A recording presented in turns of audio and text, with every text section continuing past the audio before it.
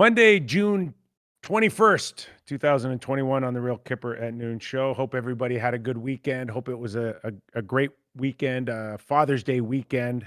A lot of bonding, I'm sure, with fathers, sons, everybody included, mothers, daughters. It was a good one for me as well. I hope it was for you. Unfortunately, we start today's episode 132 on a sad note. Former NHL player, uh, NHL alumnus, Tom Kypreos, passed away early this morning after 2.5 year battle with lung cancer. Tom had a pretty amazing career considering he was a 7th-round draft pick of the Montreal Canadiens, high school standout in the state of Minnesota. Went out and won a Hobie Baker Award, and then ultimately played for 7 teams in the National Hockey League, including winning a Stanley Cup with the Montreal Canadiens. So sorry to bring you the bearer of bad news on that, because we lost a good one in Tom Kypreos. Let's bring in Doug Maclean out of PEI. Joe and Jordan are also along for the ride here. Mac, a guy that you saw throughout your career as well, Tom Kypreos. What do you remember about Tom and his game? Well, Tom, was a skilled player, and I heard Eddie O mention it on the broadcast the other night, and it really hit home because I knew he was battling, but I didn't know it had gotten to this point. I saw articles in Minnesota. Look, this is a guy that had a real good NHL career, and then became a assistant general manager, player personnel for some franchise, Tampa Bay, when they were struggling, but he did a marvelous job there. Then he goes into Minnesota, done a really great job there. He was in Arizona for a number of years, so he's had a great career as a player development scout, assistant GM, and a good person. You'd meet him on the road. He always had good times. I'll never forget when I interviewed in Arizona for the job with Gretzky, and I went out after with Tommy and Gretzky, Keith Gretzky, and Wayne, and had a few beers. Thought I was getting the damn job, but anyway, they hired Don Maloney. You believe that they would hire Don Maloney over me? Like, what a joke. But anyway, Tommy Kypreos was a fabulous guy, and he really was a hockey lifer. And it's a sad day for, I didn't know him like a lot of people, but I just knew him professionally, and a solid, good man. Gone too early at the age 58, Tom Kypreos. Okay, Mac, how was your weekend? Father's Day, were you spoiled rotten? Father's Day was great. You hear from the kids, and Jill, what did Jill get me? Oh, Jill got me this little putting machine that you put on the green, and you got little balls. It's little tiny balls on the end of it where it keeps your putter straight. So that's what she gave me for Father's Day. I mean, I'm not even going there on that one. I'm not touching that one. I know. I don't blame you. Anyway, it was a great Father's Day, as they all are. You hear from the kids, and it's nice to hear. And of course, Jill spoils me. I mean, I barbecued last night and cooked dinner, and but anyway, she sort of spoiled me. And you fit in a game, a conference final game between Montreal and Vegas. All right, yes, Mac, let's start there. Let's start there, because on our thumbnail on this Monday is "Come on, Ref," and that's the time that we've duplicated a "Come on, Ref," but this one will be, of course, a conference final or a playoff edition. But 2 months ago, we had that famous episode with Tim Peel, where he was caught on camera, on microphone, uttering the words, basically, "I wanted to get a penalty in early on Nashville." Yep. And that one, of course, led to an early retirement for Tim Peel. Never came back. The thought was he was going to retire anyways, so that's fine. But essentially, it cost him his job. Yeah. And the reason why we went with a thumbnail of "Come on, Ref" today is because we're seeing scrutiny like probably we haven't seen before. And we've got a long history, Mac, of missed calls and with the officials over the years, especially here in Canada, with the Gilmore missed high stick Gretzky on Gilmore that people still talk about from 1993. And yet it feels like we're going through it all over again. And Montreal won the other night off of a missed high stick call on Perry. That one ended well for Montreal. Last night, Mac, I can't recall a pile-on with the officials more. And I'm not here to defend them. I'm not here to tell them that they were better than they actually were. They were a horse shit. We all know that, Mac. It was awful. It was awful, and they're big boys, and they can take it, and the league can take it as well. But what are your first initial thoughts on what has transpired since the end of the game and essentially the last few days? It sort of jumped out at me last night. You started with, you watch the cross-checking, and I'm watching Weber and Nosek go at it there for I don't know how long, just cross-checking each other, and what they end up getting. Did they get 2 minutes each out of it? Yeah. I mean, I don't know, but I mean, then the Suzuki thing really, really bothered me at the end of the period. And look, I don't care. Is it even? Does it affect the outcome? I don't know. But we said going into the playoffs, be prepared, less penalties. They don't call it the same way. It changes. But when guys are getting mugged and high sticked and sliced up and mugged, and there's no calls, I'm sorry. It really pissed me off last night watching that. It really did. And I'm not cheering for anybody here. I just didn't like what I was watching. And I'm sorry, but Chris Lee was staring right at it and watching.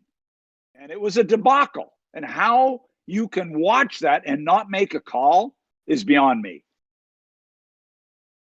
Game 3, the missed high stick. And just shocking, Mac, for me, was that we are talking about 4 officials on the ice that know 100% for sure that Corey Perry was not bleeding before he stepped on the ice. So even though that you may have been blocked or didn't see the stick, how do you not get together and at least discuss how this guy is sliced right open? That's what bothers me, because if they got together, they would have known it would have been a 5-minute major. That's why they didn't it could get be together. A double minor, Mac. It could be a double minor. They could have gone that way, and maybe they would have gone that way, but it shouldn't have been. It shouldn't have been, in my opinion. See, I wouldn't have called a 5-minute major on that. I would have called double minor for high sticking and drawn blood.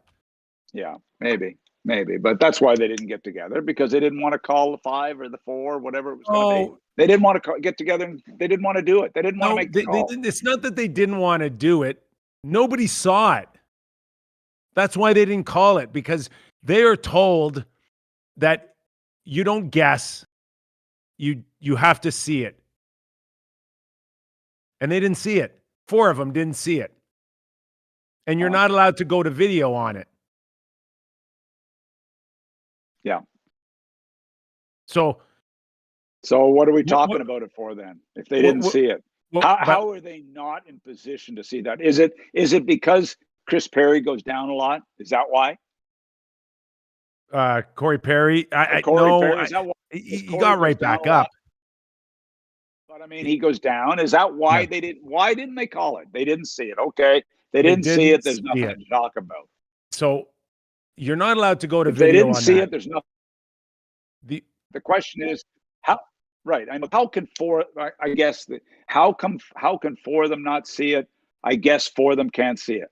Hard to believe, but I guess they didn't see it. So there's nothing to talk about. What they needed to do. I know one thing. They saw it last night. What they needed. See, you're not allowed to go to video on a call like that unless you call it and then go back to the penalty and check it. And that's what they should have done. They should have collectively gone together and say, okay, we didn't see the high stick, but let's call a penalty. Let's call a major. And that way, now we're green lighted to go look at the video. We can't do it the other way around without a penalty. What they should have done was call a penalty and then gone back, look at it on video, and then retracted it. That's the plan that they should have had.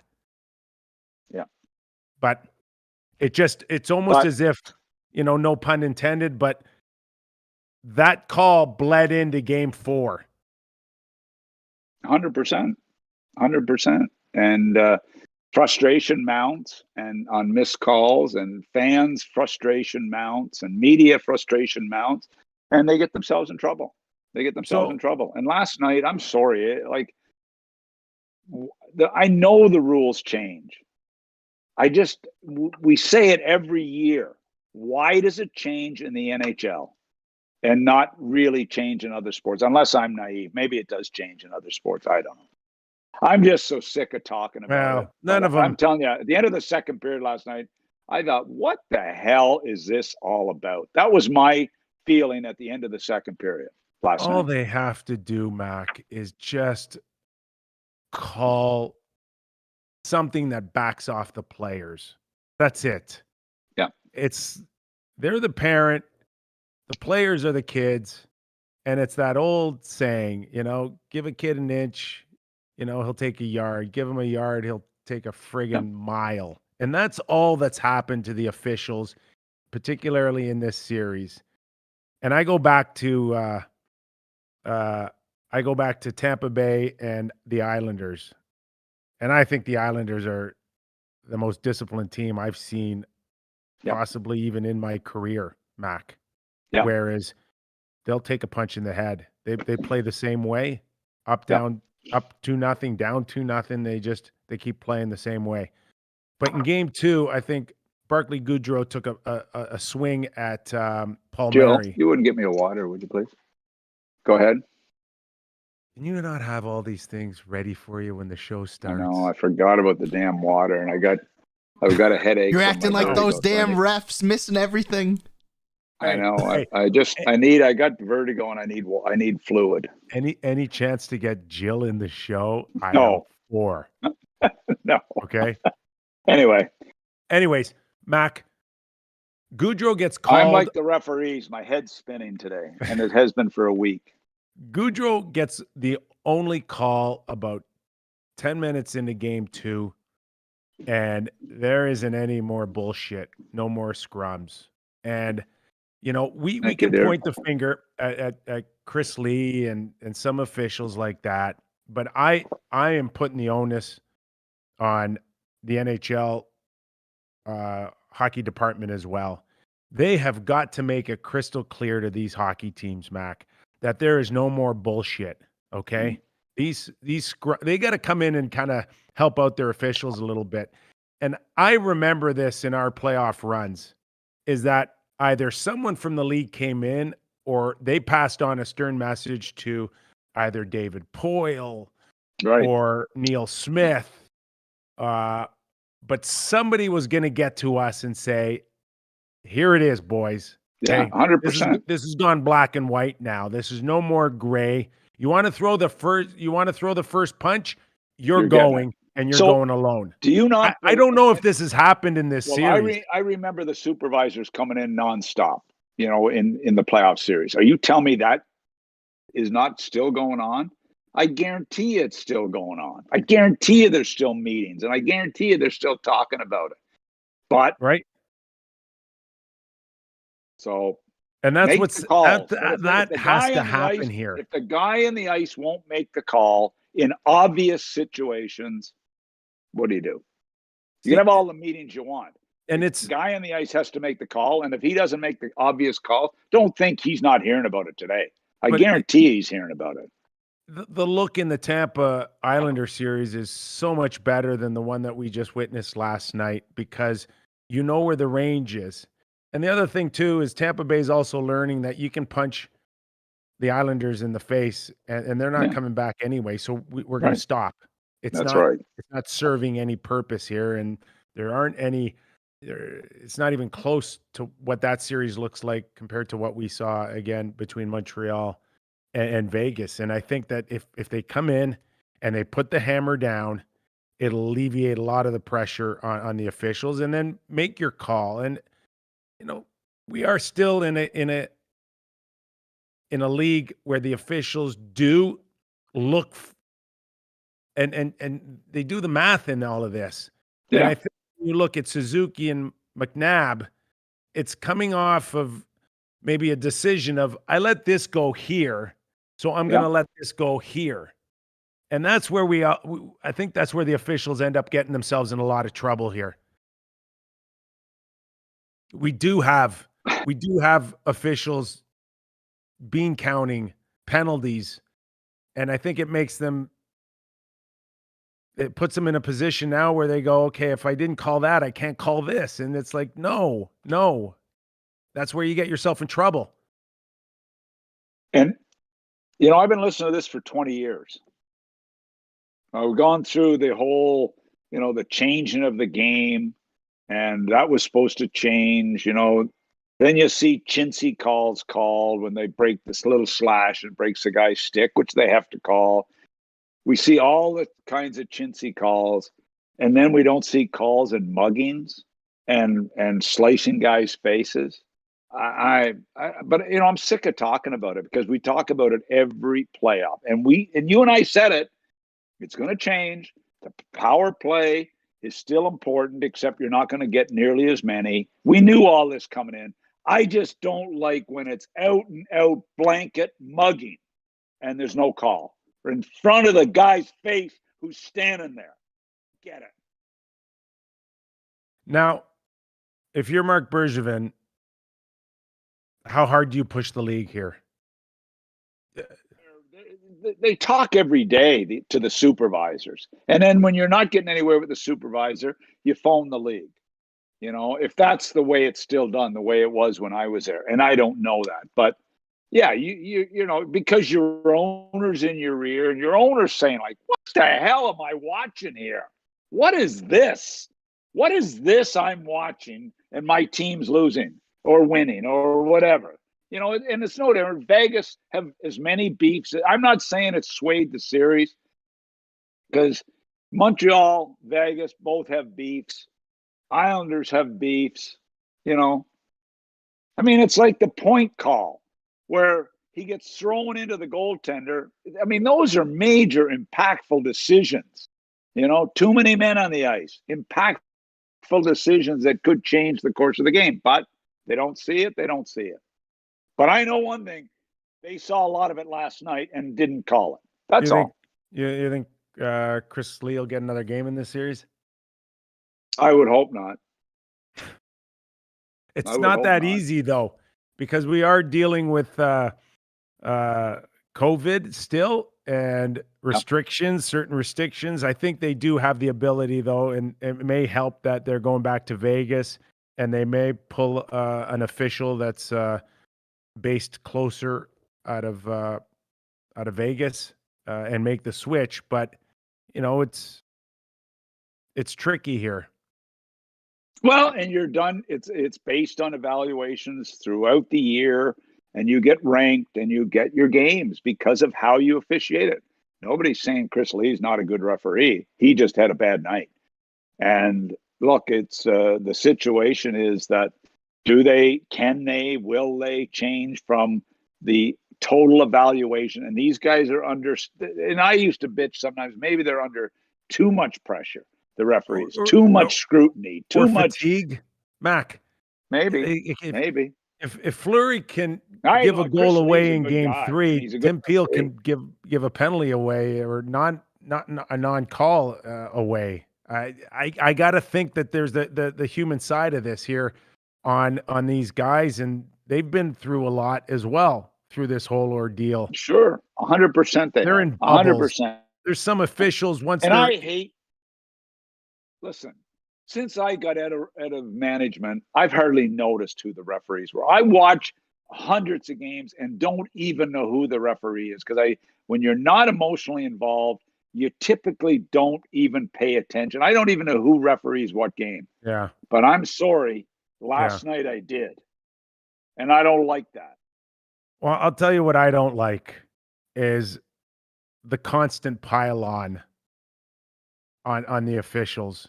And I think Brian Boucher sent out a note. I thought we just did the pile on. Yeah, but just it does get overplayed though.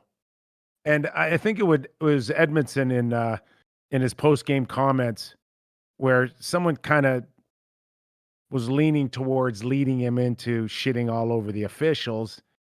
And he basically said, Mac, it's not too bad. Just play. Yeah. And that's what Brian Boucher, I think, tweeted out. Just play. At the end of the day, you're not the first bad or missed call in our history, and I guarantee you won't be the last. But I'm not, you know what? I'm not saying it today because it affected the outcome of the game. That's not why I'm saying it. Why I'm saying it is it looks stupid, ridiculous for somebody watching that hockey game 100%. And seeing that. That's not wrong. That's my only problem. I'm not saying Montreal gets screwed. I'm not saying Vegas gets screwed. I'm not saying the Islanders. I don't care about that.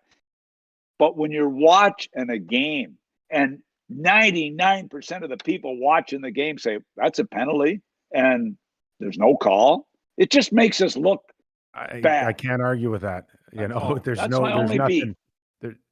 I'm not saying win, lose. I don't care. Montreal cry, Tampa cry, Vegas cry. I don't care about that, but it looks so bad.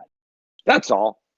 It can still be straightened out, I think, by just making a call and setting a tone early if you need it. Don't again look for something that's not there. Listen, but set the boundaries, set the parameters. What about the referee that called Hedman for tripping with 50 seconds left the other night? The love tap? Yeah, but you know what? I guess it's a trip. He called it. That was a horrible call. I know it was, but he called it, and it killed Tampa's chances basically to tie the game. Yeah. But he called it. And in the regular season, he probably would call it. Is that kitten called in the Montreal game last night? No, not a chance. Not a chance. Okay. That's where they get themselves in trouble. Sorry. Let's get away from the officials now. And please, before we move on, I have some questions for you too. But please, Doug. Yeah. No, that wasn't about. I want to touch on one other thing before we move on to the next topic. After you finish, Jordan. We had some really good conversation in chat. One from our friend Jeremiah. He asked basically, do you think that there is an issue with refs not wanting to step on each other's toes and calling things that maybe the other ref didn't see or anything along those lines? Not a chance. Not a chance. No. Not a chance. No. It's their job, and they have the total green light to blow the whistle down, blow the play down the moment they think that the two officials, the linesmen, can blow down the play and say, we need to review this and then call everybody over. Okay. Your point. They didn't, Nick, because they didn't see it. Your point on the 5-minute major that was missed, or the 4-minute call that was missed on Corey Perry, was right on the money. I guess do we have extra time to think about this and rationalize what they could have done? Is it because it's a split-second decision that they just don't go there? I just don't know why they don't, because your point was very well taken by me, that looked like the logical, easy thing to do. Would the league not prefer that that's done, that there's a conversation, that there's a call, and then, or not? The league's philosophy towards their officials for a lot of years now is don't guess. If you're not 100% sure, don't guess. And that's fair enough. Fair enough. And I mean, right. Coley Campbell and Mike Murphy have said that to me for years. And that's fair. I agree with that. Anyway, it's easier to explain a non-call than it is a bad call. That's right. That makes any sense. Good question by Jeremiah. Great question by Jeremiah. But there could be that feeling that I'm just a linesman and I don't want to make my officials look bad. Therefore, I'm going to not say anything. But trust me, these guys, they understand that there's big bodies out there. Vision can be blocked. and I'm going to do whatever I can to help you. And if they saw Yep. something that one of their referees didn't see, they'd be happy to point that out to them, not the other way around. Yep. Yep. I wanted to congratulate and not, I don't know if congratulations is the right word to Mark Curtin, NHL alumni, former NHLer. I met when he was playing for the Fredericton Express in the American Hockey League. He said we met in a bar. I have a hard time believing that. I can't believe that we would have met in a bar. No, that sounds right. As a matter of fact, it was at Club Cosmo in Freddie Beach, where we met apparently. But you know what? I just have to applaud him for what he's done. He's inflicted with this horrendous ALS disease. We had him on the podcast to sort of set this tone for this. The work that this guy has done to help, obviously, so many people that are inflicted with this. And I've been following it very closely, trying to give him a little bit of help with retweets, which is very minor. But I'll tell you what, that he deserves a ton of credit. And I was glad to see so many NHL alumni, so many friends did videos, but it just, for him to step up with what he's going through and do this, I can't applaud him enough. And you know what? It just makes me feel good that there's so many good people, and it starts with Mark Curtin and what he's trying to accomplish and do, and God bless him. Well, and I think we had him maybe the third week in May, if I'm not mistaken, and it was all built up, Mac, for June, of course, with Lou Gehrig Day by Major League Baseball, and then it was right to the walkathon that happened just on the 20th. So he's done everything that he wanted to accomplish, and that's bring tremendous awareness, and with the likes of you and you're right, others in the NHL, either current or former, the alumni, your skateboard hat gets tipped. But you know what? And I think the one biggest challenge that they have is, and what Mark is trying to continually fight for, is the government has got to step up and get heavily involved in a disease that is 85 years with no cure. And getting government involvement is such an integral part for all these people that are on a death watch. And, you know, trying to pressure the government to step up. And I know the government's had their hands full with vaccines. I get it, but come on. Step up and really get involved in this fight. Help Mark fight the fight to end this disease. And they need government badly to be involved. Well said. Well said, Mac. Absolutely. We're behind Mark Curtin, Chris Snow as well, with the Calgary Flames. 100%. We're with you guys. And let's keep the pressure on the governments. Let's keep sending the message that we want change. We need change for these guys and anyone else that's battling it. And this is a disease that is affecting a lot of people. So yeah, for sure. Well said. Okay, Mac, in terms of what you saw out of the Montreal Canadiens and Vegas, little role reversal. Montreal wins game 3 when they should have lost, and Vegas wins game 4 when Montreal should have won. Well, first of all, I've got to applaud Peter DeBoer. I wouldn't have had the balls to make that move. I thought about it a lot the last 24 hours. Good on Peter for making the decision. Did I agree with it?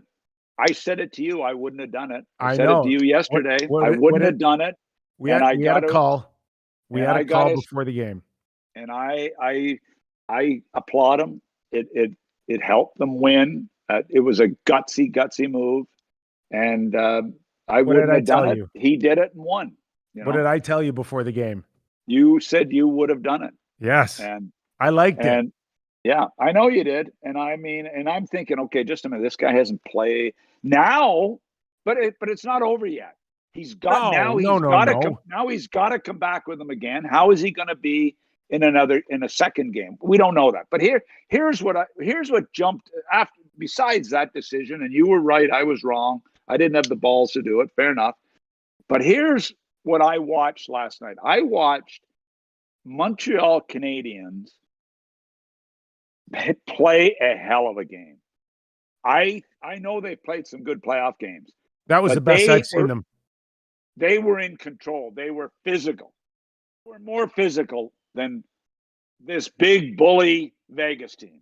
They were faster. They moved the puck better. They had quality scoring chances. If Caulfield would have scored, there's my buddies phoning me. George Matthews now phoning me during the goddamn game. Show. Do they not know I do this show? Seriously. Are you back? You want to take that call? Seriously, George. Come on. Obviously, he doesn't watch the show. Well, you got to get him to watch the show. Oh, no, it pisses me off. But anyway, I thought Montreal played a hell of a game. Caulfield scores on the breakaway there in the middle of the third period, whenever it was. Don't get ahead of yourself. It's over. Let's just we'll go back to Robin Lehner a bit, and why I liked it and why I told you I liked it before the game is I thought with everything that's gone on with Marc-Andre Fleury, he needed a reset, and I don't know what that means in terms of when and if he gets the net back, depending on Lehner. And I agree with you, he will start Game 5 in Vegas, but he's been on a hell of a run and he's had a hell of a year. And this is where it takes everybody to win. And that means that Lehner needed to come in and alleviate a little bit and give the team a different look, a different perspective. And this is where DeBoer gets full marks, like you said. But at 2-1 in the series, Mac, if Lehner doesn't come in and get the job done, at 3-1 going back in front of 18,000 people, back after Fleury's had some time to reflect and regroup, still would have gave you a feeling that Vegas wasn't out of this at 3-1. And Lehner does the job. I mean, you're right. Stops a hot score in Cole Caulfield on a breakaway there, and that one solidified the win. He is first, second, and third star for Vegas last night. It's not even close, but that's a hell of a gutsy move. It is. And we don't know if Fleury couldn't have won the game last night. I mean, he's won. How many games has he won? I mean, what's his save percentage going into last night? I mean, the guy has been lights out. He's won them how many? I mean, Minnesota. I mean, we don't know if Fleury would have won, but it's still, I'm giving DeBoer full marks for a gutsy move. I really believe that it was a nice reset for Fleury. And if Robin would have lost, you would have been able to come back to Fleury at home to go back to Montreal with a 3-2 series. I think it was a timely, calculated move by DeBoer that paid off. Yeah, it was obviously in hindsight, he was right. And that's right. But even with Lehner there, Montreal, I'm telling you, I didn't think they were capable of playing that well and that solid. Starting with their big four on the back end and the extra couple of guys doing a real good job for them on the back end. Price, I mean, obviously we didn't like, but Montreal I thought they played a hell of a hockey game. I really did. And I didn't like when I watched Vegas in game 1, I didn't think this was even going to be a close series. Although I did predict Montreal to win the last 2 games. We didn't have a prediction last night, so I'm 2-0, by the way. You know, the one thing that stood out. I'm not making a prediction in the next game. The one thing that stood out for me with Montreal, Mac, is that if they make mistakes, it's minimal and it's not costing them. They are positionally so sound. Yeah. And it really starts for me having a goaltender, Mac. And I keep going back to Brendan Gallagher against Toronto when he made those comments that we think a 1-0 lead is enough for Carey Price. And that's a feeling that changes everything the way you play the game. Yeah. He's been that good. He's been that much of a leader. When they were down against Toronto, he's the guy that stepped up. I mean, he has been amazing. Gallagher hasn't put any points up, but he still played his tail off. Positionally, they've been great. It's been a great story. They lose their head coach. Luke Richardson steps in. One of my favorite people. I had him in Columbus. He was my captain in Columbus. I love the guy. I mean, it's been a great story, and they deserve to win the game last night, but that happens at playoff time. The other thing too, Mac, it's really standing out is that there's a hunger on Montreal that we don't necessarily see out of Vegas, and we saw it against Colorado and Minnesota, but we have yet to see, like, when there's loose puck battles, when there's 50-50 pucks, Montreal's winning them. It's not Vegas. Which shocks me. That shocks me because we haven't seen that out of Vegas for 4 years. That's been their trademark. And I'm watching, like, who's the best puck retrieval forward in the NHL? Who's the guy that wins pucks back better than anybody in the NHL? Mark Stone. I haven't seen him in this series, Mark Stone. I'm sorry. I'm looking for him. I'm looking for him last night. Yeah, losing his centerman is one thing. Mac, we've played 4 games, and the only goals Vegas has had out of forwards, I think, are Janmark and last night, Nicholas Waugh. I know. The rest come from the blue line. So no Carlson, no Marcia. So you mentioned Stone, Riley Smith, Alex Tuck. I mean, Pacioretty, 0 goose eggs, 4 games. I'm shocked by that. I really am. And I know Pacioretty made a good play on the goal. I know Carlson made a good play. That was a positive. If I'm coaching or leaving the rink last night, I'm feeling good that Carlson made a big play, that Pacioretty made a big play. Those are critical. The D kept the puck in on the goal. I mean, there was critical plays. If I'm leaving that rink as a management team, minus Kelly McCrimmon, who, by the way, is out with COVID. Like, seriously, what the hell is going on? Now we got the coach and we got the GM. Like, what? What the hell is going on? You think they had dinner together? Just quarantine for 14 days on PEI. I've had 6 negative tests in PEI and the border and everywhere else. And these 2 guys get COVID? What the hell is going on? Jesus. I can't believe it. It is. It's how do you trace that? These guys must be absolute geniuses to figure this out because I don't know. It's so bad. They're in their own bubble. They can't go out. They can't. It must be family. It's got to be it. Family's got to be coming in, catch it from the kids. I don't know. It's unbelievable. It's unbelievable. Anyway, that's what. Hey, we've talked about this for 2 years or a year. That this is bound to happen. I mean, thank God it hasn't been a player yet. Thank God it hasn't been a critical player. They're dealing with that in the NBA right now. Chris Paul tested positive for COVID, and he's the president of the Players Association, top 5 point guard in the league. It's bad time for all that. I know it is. And it's a pandemic and we're trying to play in it and it's nobody's fault. I feel for Dominic Duchesne. I feel for Kelly McCrimmon. I mean, a chance to be in the Stanley Cup, final coming up, and oh man. It's just, I just can't imagine what's going through Dominic's head, Luke's head, and his assistants, Bergeron, Kelly, George, the whole group. What is going through their heads with this mess? Well, better. Anyway. They're probably thinking better us than players on the ice, right? Yeah, you're right. 100% right. So far, we've been very fortunate with that regard.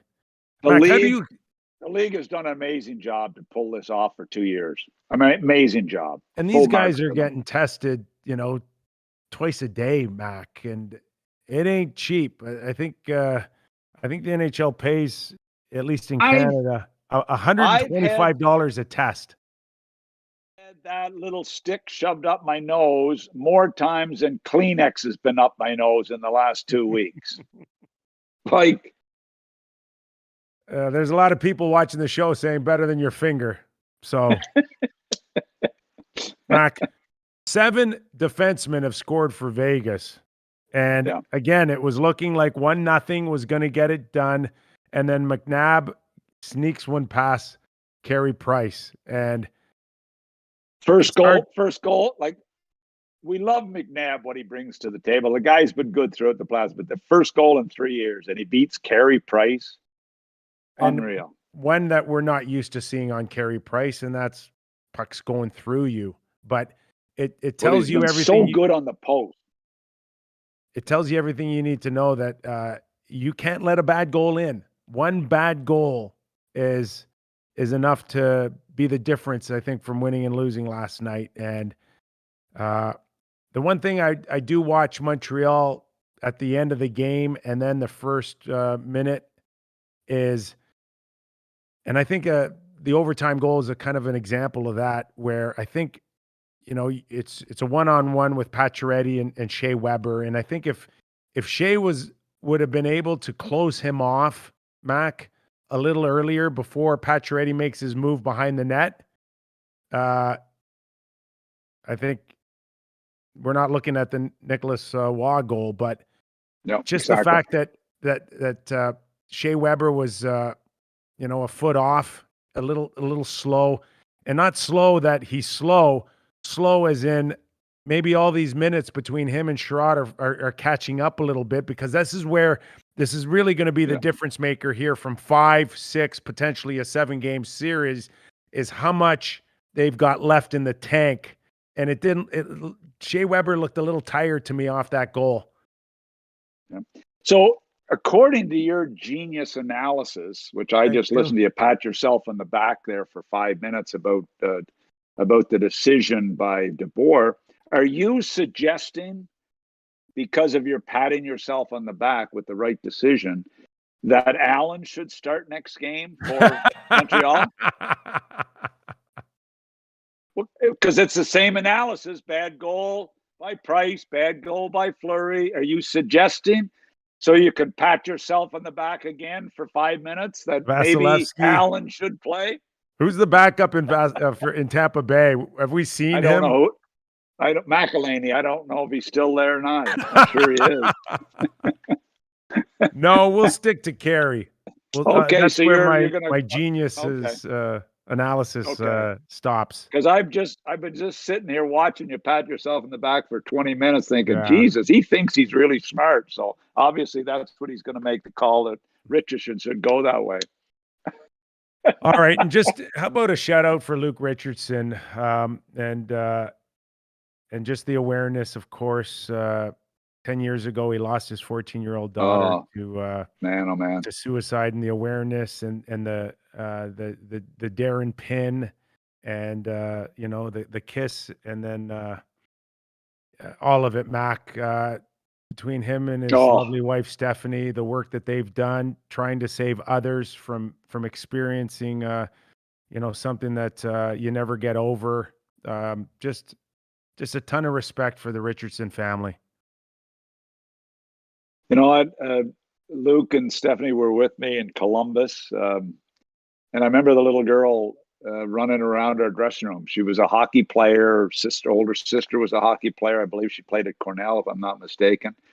And I'll never forget her running around the dressing room, excited about being around the NHL, and Luke and Stephanie being such model parents. And you know what? The job they have done, the awareness they've created, the work they've done, and then to see Luke do that. I didn't catch it on the bench. Dean Brown caught it in Ottawa, and that's where I saw it. And then I looked back at it a few times, and I mean, man, oh man. But Luke's a man. Luke is a real man, and he's He's just been a wonderful guy. He has been ever since he was a kid. Stephanie, I mean, they're a great couple. You said it, and it's tough, man. It's tough. Good on Luke. Can you speak a little And bit Steph. who's experience being behind a bench, what it would be like for Luke Richardson to lose his head coach to a 14-day quarantine and then have to step up and look across and try to match up against a veteran who's been to 2 Stanley Cup final in Peter DeBoer, and what that would be like, especially in a city like Montreal, and the job that he's shown that he can do at this point. Unbelievable pressure, but you know what? You know Luke, and I know Luke. He is a level-headed, just a even keel guy. He had coached in Binghamton. As a matter of fact, he had Stone on his team and Leonard on his team in Binghamton when he was coaching Ottawa's farm team. I just think because Luke is Luke, and because of the pressures he's had in his life and his career, that he's the perfect guy for this. I don't think I don't think he's fazed by this. I think he's has a calm demeanor. That's his part of his personality. He was tough as nails. He would fight anybody as a teammate. He'd fight for any teammate. I think that he's the perfect guy for this, to be able to handle it. I really do. I don't think it's phasing Luke in the least, because he's had to deal with so much that, you know what? I watch him on the bench. He is so composed and so he's got it under control. Yeah. Sean Burke, by the way, a lot of people forget this and haven't really mentioned this. Sean Burke was brought in, 2 months ago to help Carey Price. Talking to a guy the other day, said it hasn't really been discussed, but Sean Burke has done an unbelievable job with Carey Price the last 2 months. And now he's there with Alex Burrows. Have I missed this? Because I had a guy phone me the other day and said, Doug, nobody's talking about the job Sean Burke has done with Carey Price. Has it been talked about? No, you're right. It has not. No. And I'll tell you what. And it will. This guy's in the know that told me the other day, and he said, I'm telling you, people looked at it. What is going on? You're firing the goalie coach. Price is struggling, and Sean Burke has come in, and whatever he's done, and Luke, and Burrows, full marks to them. See, what's going to happen now is everybody's going to watch this show, and they're going to hear you, and they're going to jump on that bandwagon, and then you're going to turn around and say, it was all because of me, and you're going to pat yourself on the back. I'm a back patter. Yes, you are. Okay, let's switch gears. What? It doesn't faze me. They steal shit from us all the time, and then they put it like their own. I'm used to that. I don't care anymore. I'm not used to it. I still care. You got it all figured out. Okay, let's switch gears, Mac, because I watched Tampa and I watched St. Louis. Do we have to? Yeah, we do. We have to go to this series? Okay. I don't know which Tampa Bay team shows up or not, but it's almost as if when they're really interested, Tampa Bay, they look unbeatable. Yeah. And I don't want to take anything away from the Islanders, but it's almost as if some nights, if Kucherov is not quite there, even Stamkos, Islanders can find a way to win this series. But you know what? It's so bizarre. If you look at the game, there was a point early in the first period that Tampa Bay were out shooting the Islanders 11-3. 11-3 in the first period. They were out shooting. The Islanders looked a little bit disinterested, but they scored. Then it swings around in the second period, and the Islanders have 13 of 16 shots. It was a couple of weird swings in this game. The Islanders scored. For them to get a 3-0 lead, what? The Islanders had a 3-0 lead. Bailey comes alive with a big play. Beauvillier comes alive with couple of big plays. I mean, Barzal is keeping being Barzal. I mean, hey, but you know what they did? Big business. They used 5 defensemen. I love the young Dobson. He's going to be a friggin' star, this kid from Summerside, PEI. He played 7 minutes the other night. He just played the power plays. They went with 5D. It was, we got to win this game. 5D played. Green played both sides of the ice. Pollock, Pellick, Mayfield. I mean, they were Letty. They played those 5 guys. So it was a do or die game. And hey, they stepped up. Full marks to the Islanders. And they still almost lost. At the end of the game, Mac, I jumped off the couch and I screamed when Pollock slid across and just saved the game, completely saved the game. And Varlamov comes out and challenges McDonough with a move that I wouldn't have thought. I would never have thought this guy would be able to make this move. Carlson, maybe, right? No. Brent Burns, PK Subban, he saw McDonough. When he was 7 years of age, he saw Serge Savard do that move for the Montreal Canadiens. I mean, where the hell did that come from? I'm not sure he was born back then. No, I know. But I'm telling you what, Pollock, what a play. Oh, my God almighty. Like, seriously. That's bigger in New York than the Messier we're going to win tonight, I think, isn't it?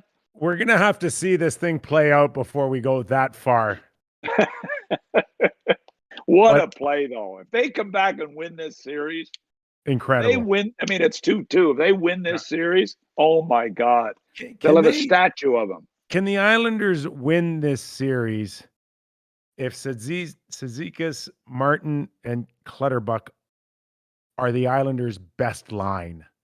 I said the other day prior to the game that full marks to them. They've been unbelievable, but that's not going to be enough to win this series. Then I watch the game and I think, Jesus, I'm wrong again.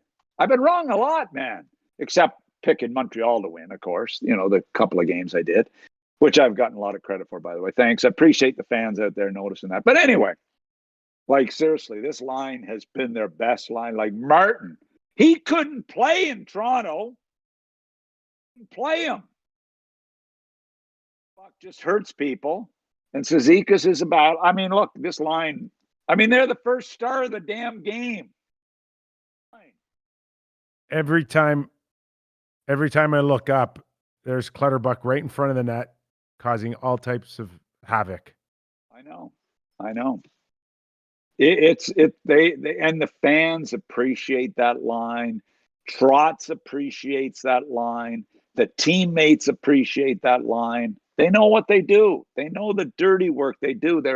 And at playoff time, man, have they been important for this team. It's hard to believe, really, isn't it? But they've been together how many years now? In and out for how many years? 5-6 years together? Been a good run. Been a great run. Winner tonight wins the series. Yeah. Winner tonight. If Tampa Bay, I mean, like, where's he? I mean, there's got to be some urgency to their game tonight. And I know they battle back and Point scores the goal to get them back in it. And, you know, they get the second one there to make it a game. But and no cheapie by Point, seriously. By the way, Mac. I don't know. Not a cheap goal by Braden Point. That is a hell of a goal scorer's goal. No, it wasn't. Oh, it is incredible what he's been able to do in this playoff run. It sure is. It sure is what he's been able to do. But you know what? They can't want to just play on the power play. They've got to want to play 5-on-5, and they've got to want to battle and grind. Kucherov's been a great story, but you can't just wait for the power play. They got to play 5-on-5. And the Islanders have been down before. They've battled back from 2-1. they're not going to go away easy. They believe that group. But Tampa's going to win the series. We don't go till Wednesday, our next show. So based on your incredible Montreal Canadian run, and we assume that if we would have had a show and you could have predicted Sunday's score, you would have gone Vegas for sure, right? You wouldn't have given Montreal 3 in a row. You know, there's no sense me saying what I would have. Okay, that's fair. Because because then I lose credibility. You know. But there's a ton that want to bet on Blitz Bet, and we want to hear what you think about Tampa and the Islanders tonight. I'm taking Tampa tonight. Before you give an exact score, we might want to quit while we're ahead. We've got 2 exact scores in a row. We don't want to ruin our cred here. Surprise, Jordan, it's making you sound like I don't have a clue what I'm talking about, man. I've been around the league for 40 friggin' years. You don't think I know what I'm talking about? No, I do. But to be honest, you sound like Sportsnet now. I can't tell you how many. You got a printing press on your hand, my friends. Jeez, you should be firing. I can't tell you how many times I've told someone in the comments or something, when were you GM of an NHL team defending you, Doug? So I got your back. But as someone who actively bets every single day on multiple sports, you get exact scores twice in a row, man. Yeah, I know. It's red panty night. Break out the champagne, get the Cubanos. We're partying. I don't even think I told Jill that I was that good. She's been still raving about the numbers she's getting on Twitter, So, Have we got her over 30,000 views on Twitter? I'll check. She didn't even know about that, by the way. So can the Islanders go into Tampa Bay and score, say, 3 goals? I don't think they can. I don't think Vasilevsky is going to be like he was last game. I think he's going to be better. I think their blue line, Sergachev was a little off to me at times the other night, caught out on long shifts. Chernak got banged up a little bit by Clutterbuck. I expect Tampa to be a lot better tonight. I think it's a 4-2 score tonight. Ooh, 4-2. Okay, we're marking that one down. Absolutely. And then tomorrow night. You know what? I just want to tell all you fans out there, please don't bet your life savings on me, because I've been wrong a lot too, Just ask the fans in Columbus. Bet with your head, not over it. Exactly. Which you've gone over on a few occasions just with your comments. That's right. One By more. the way, my skateboard hat I like. Yeah, I really do too. Okay, one more. Vegas and Montreal. They are hopeful. It's day to day with Chandler Stevenson, and earlier, Mac, we were talking about Montreal not going against Tavares. He gets knocked out, and then Scheifele, and then we mentioned Chandler Stevenson, and someone said, Chandler Stevenson, you talk like he's Jean Beliveau, for Christ's sakes. And, who the hell is Chandler Stevenson? And, okay, maybe a valid point that he isn't Scheifele and he's not making $7 million. But, we don't need a highly offensive centerman to impact a series. And, take Philip Deneau out of that lineup, Mac. Yeah. I mean, right? Yeah, exactly. And Philip Deneau was horrible last night on faceoffs. I couldn't believe he's been like lights out. Last night he couldn't seem to. I mean, he struggled at times. But look, you lose for whatever reason.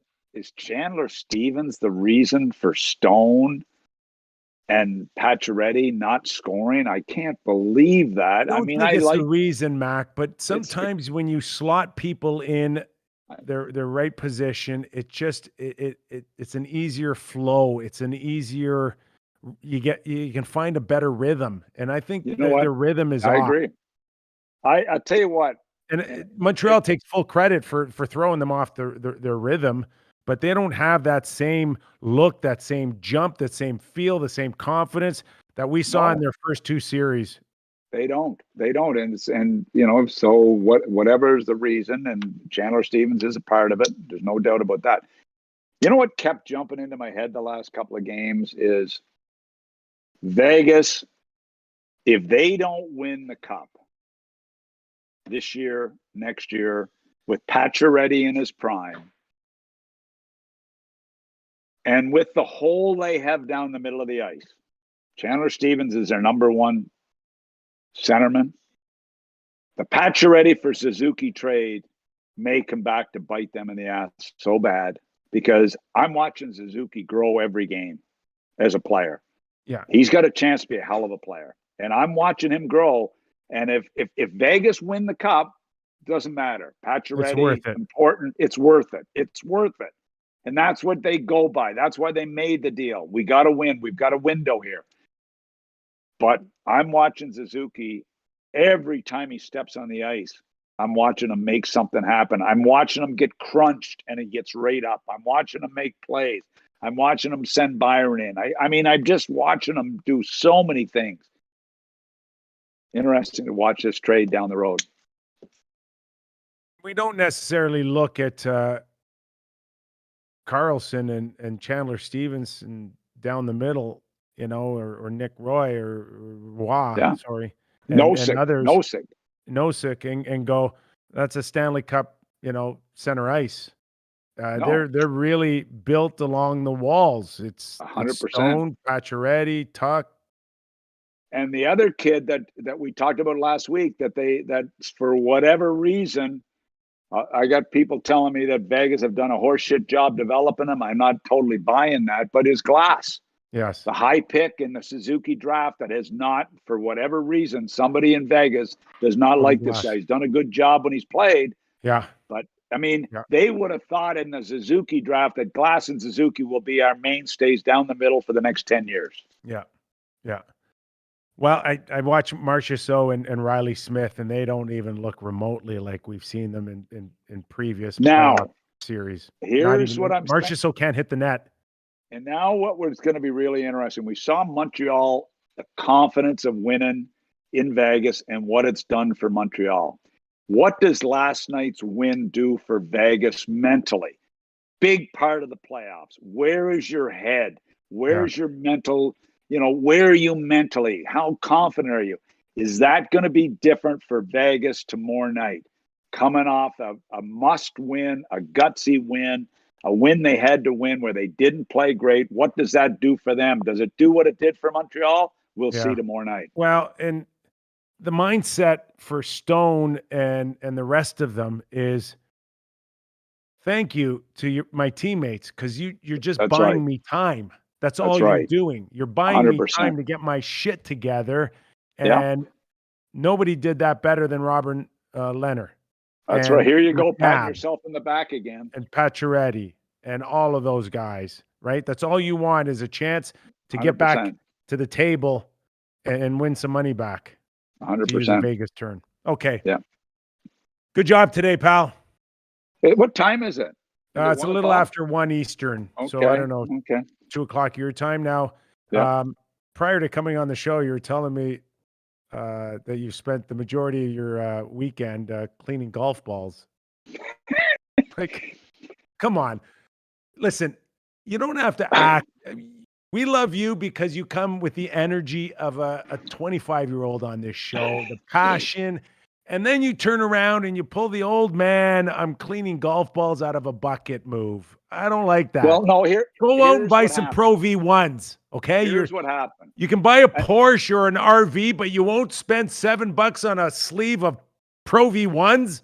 Here's what happened. An 89-year-old in my building in Florida retired from golf, and he came. I was sitting by the pool, and he came over with a big bag, like a Publix bag, grocery store bag, and he said, "Doug, I'm retiring from golf, and I want to give you these used balls of mine."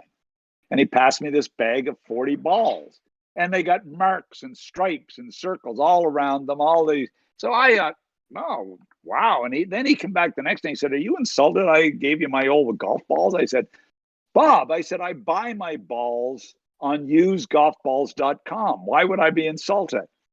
So, but the problem this year in Florida, the ball washers were not working because of COVID. So I come home and my balls are dirty. So I spent yesterday scrubbing my balls. And they look, so I put 31 in my bag today. Doug, could you tell us the instructions for how you got to that clean, hygienic state, please? Anyway, that's my God. Why did I go there? Just to listen to that. And I did bring back a couple of boxes. There was a sale, a couple of boxes of TaylorMade, so I still have those, but they're the cheap TaylorMades. You know, I don't like. The only time I use a Pro V is if I find one in the woods. I'm just kicking myself for going there. And Doug, remember, they're pre-owned, not used. No. Pre-owned. This is what you need to remember. They still make them. Okay, they still make them. Not like real estate where you can't make any more real estate. They still make new golf balls. You can go buy them. I know. Oh, I know. God, what a way to finish the show. Listening to you talk about, I'm not even going to say it. I'm not even going to say it. Washing my balls. Oh my God. Don't go there, please. That's just a bad visual. Okay. Other than your ball washing episode, good job today. Thanks, man. Appreciate it. All right, Doug Maclean. Way to pat yourself in the back. It's your show. You should take credit. Oh, did because we're not back till Wednesday, did you give us a prediction of Vegas and Montreal? Yeah, I got Vegas winning the next game. I do. All right. Doug Maclean, everybody. PEI. He is quarantine free as of today, correct? Yep. Well, PEI freed me on Thursday. Go get another bucket to wash. Doug Maclean, everybody. Jordan, we could have found a way to avoid that last story of his, eh? Well, I'm just getting ready for Twitter right now. Hopefully Joe will have the clip out soon. Maybe we'll finally match Jill's 28.6 thousand views on the back. All right, if you love that and you've been watching for the first time, please subscribe. We're getting up around 12,000. We're knocking on the door of 12,000 subscribers. So keep that coming. Keep the comments coming. And we'll see you Wednesday on the Real Kyper at noon show. Thanks, everybody. Have a great day.